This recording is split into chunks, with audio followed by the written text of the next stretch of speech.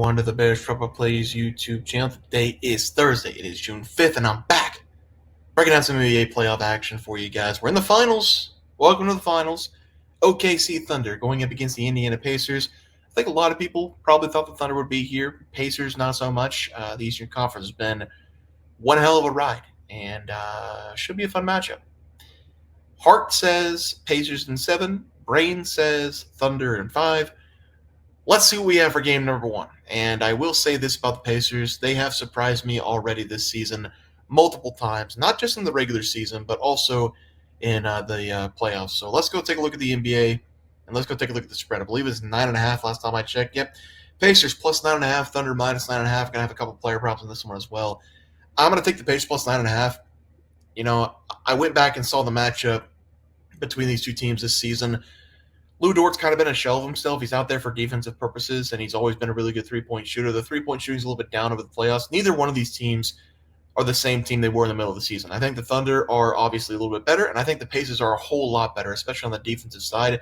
That's going to be the big thing here. Will the Pacers be able to stop the guards of the Thunder? It's going to be on Aaron Nembhard to stop Jalen Williams. I'm going to talk about that in a second. He's going to be a really key defender on Jalen Williams. SGA, he's going to get his 30-plus points like he always does, but we have to limit Williams and Lou Dort. That's going to be the difference. I think Lou Dort, defensively great. 22 points in that first game going up against the Pacers on a 20-point win.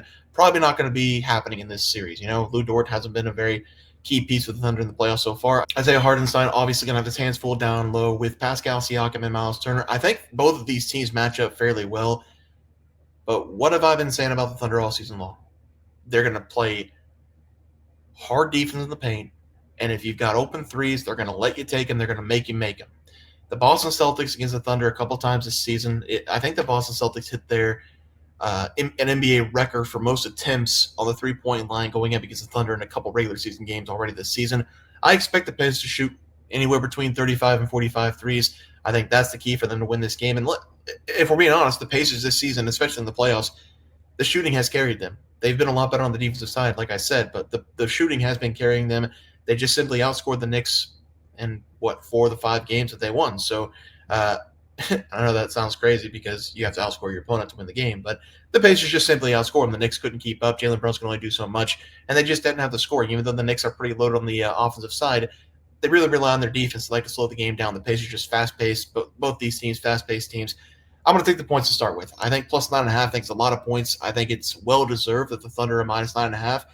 But the Pacers have been underdogs the entire playoffs, basically, and I've been doubting them a lot, so I'm going to take the Pacers here. Plus 9.5 as a play. For the player props tomorrow, I'm going to take Jalen Williams to go under his total points. I really think it's going to be SGA to do the bulk of the scoring for the Thunder like it usually is. But Jalen Williams this season has been a superstar. There's no doubt about it. Under 22.5 points. Look at the numbers for him this season. 21.6 points per game. He's playing 33 minutes per game. The shooting percentage is way up, almost 50% shooting and 37% from the outside. He has a tremendous mid-range jumper fadeaway. All the Thunder this season, all these guys can get to their spot and make shots. But Jalen Williams has been very impressive. He has gone from a role player to almost a superstar player, and a lot of people are calling him a superstar player now, and I tend to agree with that. But 19 points in the last game going up against the T-Wolves. He had 25-plus points in 2 of the 5 games going up against the T-Wolves in this series. He was pretty good against the Nuggets as well. I just think Nembhard can shut him down. He didn't really do a very good job in the first game that these teams played. It feels like Williams is pretty well adjusted to what Nembhard's going to be throwing at him, but it's going to be up to the guards of the Pacers to defend the guards of the OKC Thunder. That's where this game's going to determine how big of an upset or how much the Thunder just absolutely blow them out of the water. If Nembhard can shut down Williams, make SGA make 35, 40 points in this game, make him get double-teamed, if Nembhard can go one-on-one with Williams, I think the Pacers can win this one. But I'm going to go under 22.5 because I trust Nembhard's ability on the outside to guard defenders. For the other play tonight, we're going to go with Aaron Naismith of the Pacers, go over 2.5 made threes. I think the 2 is minus 160. Yeah, minus 160 there. We're going to go 3+ tonight, plus 190. Now, he has been shooting a lot more threes in the playoffs, and we all know that he had that game against the Knicks where he literally couldn't miss. What was it? He went 6 of 6 in the final 3 minutes of that game to win that one against the Knicks, 8 of 9 from 3. Hasn't duplicated that performance. He has been injured, though, a little bit. He made 2 threes in the last game going up against the Knicks. I am firmly believing that the Thunder will let the Pacers shoot as many threes as possible, and they're going to make them win from the outside. The Pacers can go inside. They're a very fast-paced team. They love to run. The Thunder also love to run. High-scoring game as well, I think. If you want to go with the over, I think that's a pretty good look. But we're going to find out a lot in this game. We're going to see if the Thunder are going to let the Pacers shoot threes.